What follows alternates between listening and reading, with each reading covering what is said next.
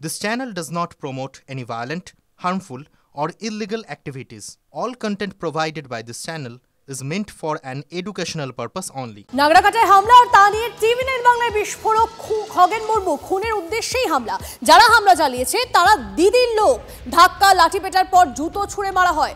গাড়িতে ওঠার পরেও দরজা খোলার চেষ্টা হয়। তারপর ভাঙা হয় গাড়ির কাঁচ, ছোড়া হয় পাথর। সেই পাথরেই রক্তাক্ত হতে হয়, জানালেন আক্রান্ত বিজেপি সাংসদ খগেন মুর্মু।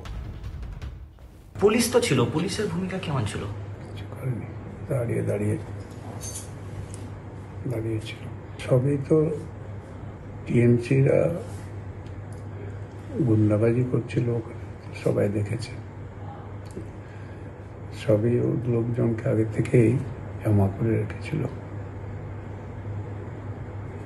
আর সব তো যা দেখলাম সব ঘুষপেটিয়া জিহাদি কিছু লোক তারা ছিলেন।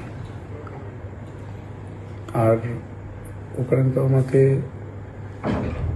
একদিকে যেমন বিজেপিকে তো ওরা গালাগালি দিচ্ছে, তারপরে বলছে এটা সাঁওতাল বলে গালি দিয়েছে, আদিবাসী মেরে ফেল। এসে তো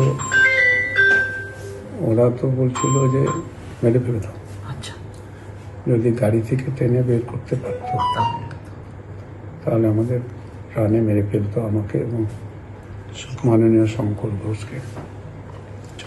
আমরা প্রাণে বেঁচে গেছি, আশীর্বাদ ছিল প্রভুর, সবার কৃপা আশীর্বাদ আছে, ভালোবাসা আছে। এতদিন গ্রেপ্তার করলো কবে আমি তো জানি না। ওই দিনই তো সবাইকে ফুটেজে দেখেছে, সেদিনই হওয়া উচিত 6 তারিখে। ওখান থেকে ঠিক করে দিচ্ছে কারা গ্রেপ্তার হবে। মুখ্যমন্ত্রী তো বলছে আপনার সেরকম গভীর চোট নেই, ডায়াবেটিস বেশি, এটা দেখে বলে গেল। সত্যি তাই? ডায়াবেটিসের কি আছে, এর সাথে কি সম্পর্ক? রক্তর কি সম্পর্ক? রক্ত যে জলের উপরে পড়ছে এর সাথে কি সম্পর্ক? এখানে যে ফ্র্যাকচার হয়েছে মেজর, ভেতরে ফেসে চোখ বেঁচে গেছে, চোখটা আজকে এফেক্ট হতে যাচ্ছে। আসলে উনি তো এখানে নাটক করতে এসেছিলেন।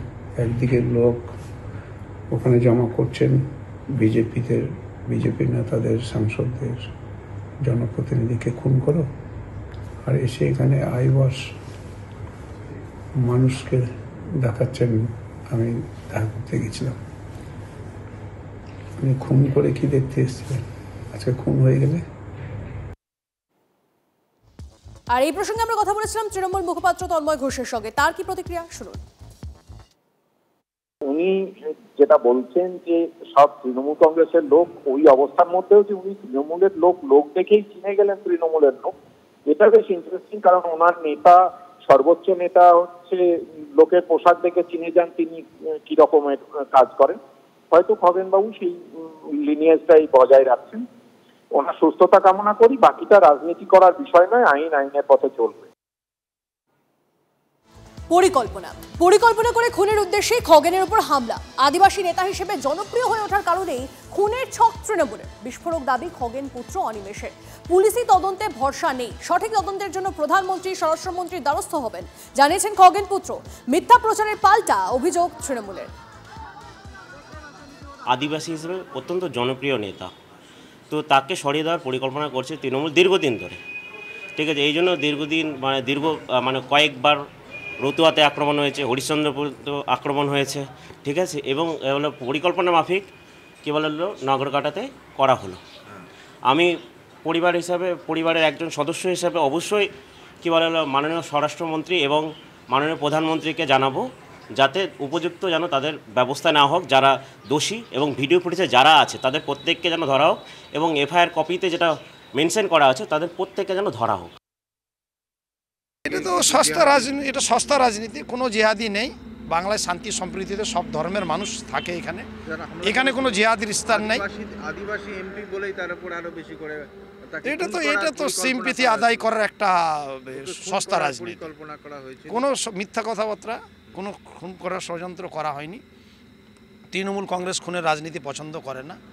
কেউ বা কারা এই ধরনের, যদি আমাদের দলেরই সমর্থক এই ধরনের আচরণ করে থাকে, নেত্রী অপরাধীকে অপরাধের চোখে সমান চোখে দেখেন।